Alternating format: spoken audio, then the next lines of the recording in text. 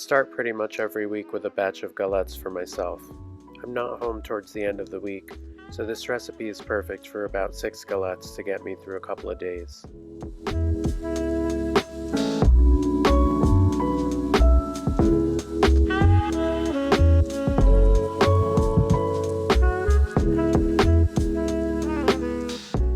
I use my blender, but this can easily be made in a bowl with a whisk or a hand mixer. You'll want to measure out about a cup of buckwheat flour.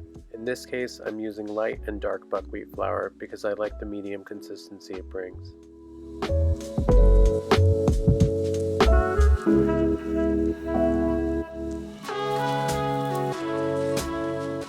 To the cup of buckwheat flour, I add about a cup of water to start, as well as 2 pinches of salt and an egg. The measurements aren't too important here, as you can add water along the way until you find the right consistency. Once everything is in the container, I go ahead and throw it on the blender and give it a few pulses until it's loosely mixed.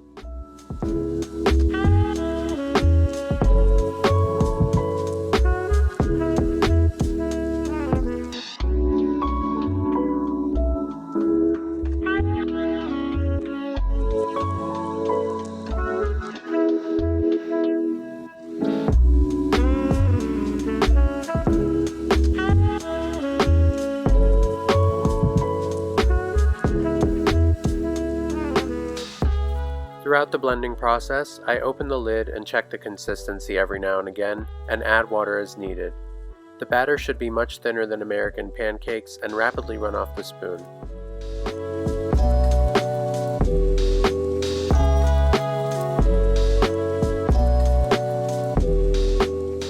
Once the consistency is right, I go ahead and cover the blender jar, and I let this rest in the refrigerator for about 4 hours. As I mentioned earlier, I use dark and light buckwheat flours in combination. I find that when I mix the two, I get a better overall consistency as well as finished product coloring. I use about 1/4 cup of the dark buckwheat flour and about 3/4 cups of the white buckwheat flour. The only main difference is the dark buckwheat flour has more of the buckwheat husk left in it, but other than that, they taste relatively similar and smell exactly the same.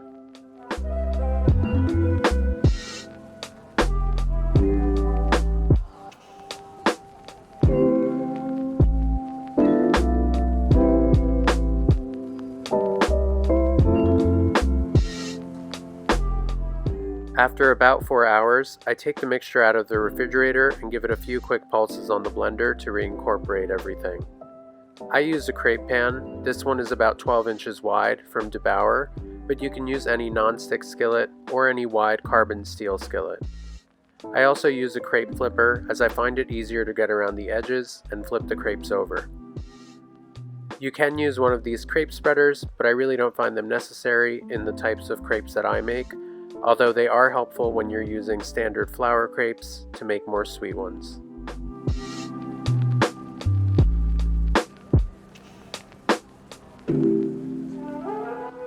I like to move my pan around to make sure it heats evenly and there aren't any particular hot spots. I use a brush, and in this case I'm using a little bit of olive oil. You can use butter, but I find oil is a little bit easier if you just put some in a dish, and you can dip the brush in every now and again before each crepe.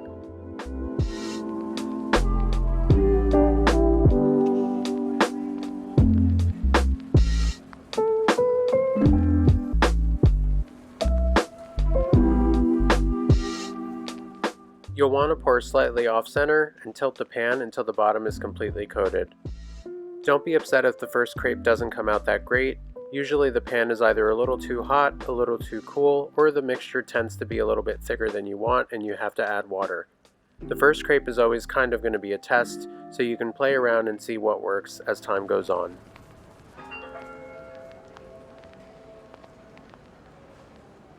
I ended up adding a little bit of water to this batch and mixing.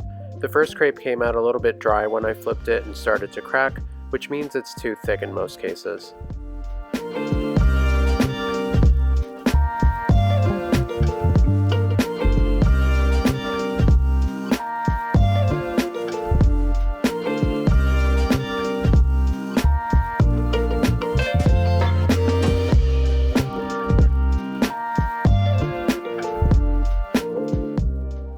Once the first galette is done, repeat the process until you're out of batter.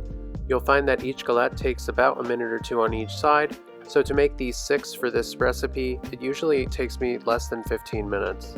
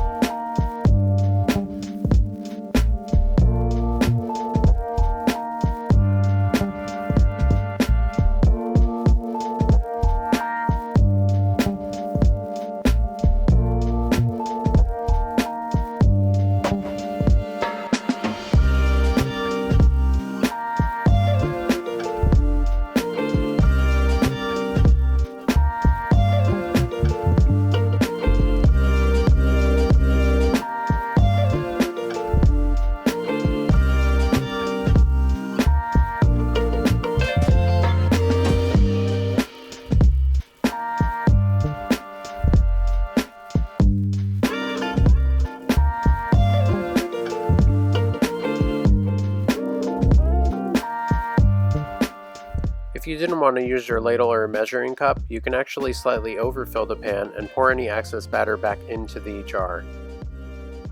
There will be a little lip on the end. You can either trim it off a little bit, or in most cases, I just leave it there, as these crepes are just for me and it doesn't really bother me much.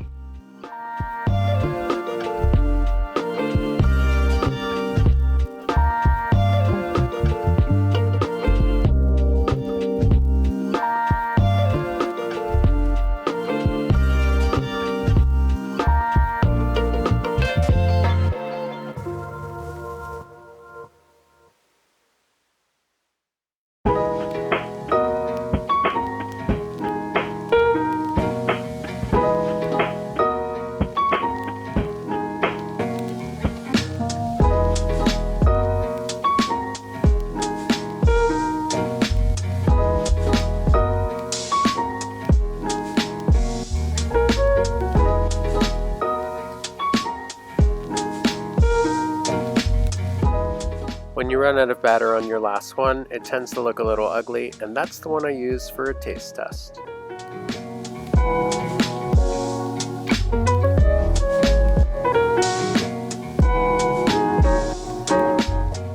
The beauty of these is that they can be stuffed with pretty much anything. In this case, I'm making a classic galette complete, which is the ham, egg, and cheese. You'll want to crack the egg in the middle and make sure that the pan isn't too hot, otherwise the galette will burn. You can use a butter knife or a spatula or any tool to separate the egg white from the egg yolk and spread it thin across the galette. This will ensure that the egg white itself cooks, and you'll want to place the yolk back in the middle once you're done. I'm shredding some Gruyere cheese in this case, but you can really use any cheese you have around. I also like Emmental cheese as it's the more classic option, but I haven't gotten around to finding any recently.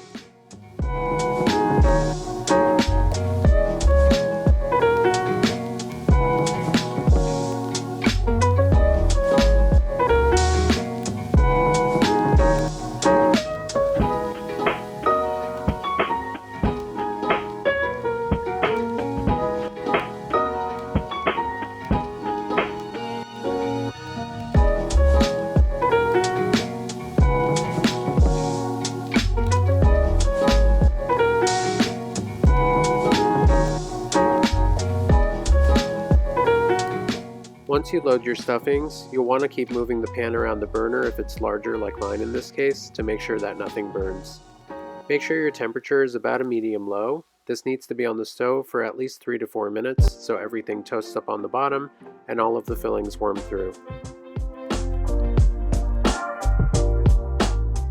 Unluckily for me, I didn't notice my camera was not recording when I folded up the edges, but you'll want to fold them on all 4 corners, leaving about an inch rim, and voila, your galettes are done.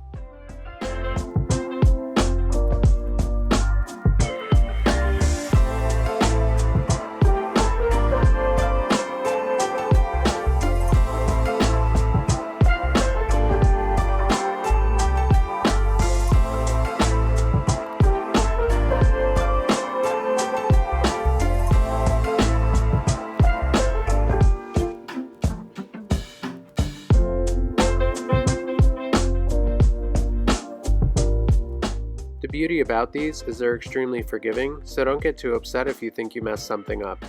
In this case, I burned some onto the bottom, and when I flipped it, a little section came off.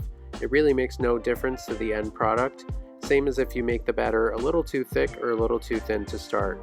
You'll get in your groove as you go along and find the best methods, and in the end, they always come out great.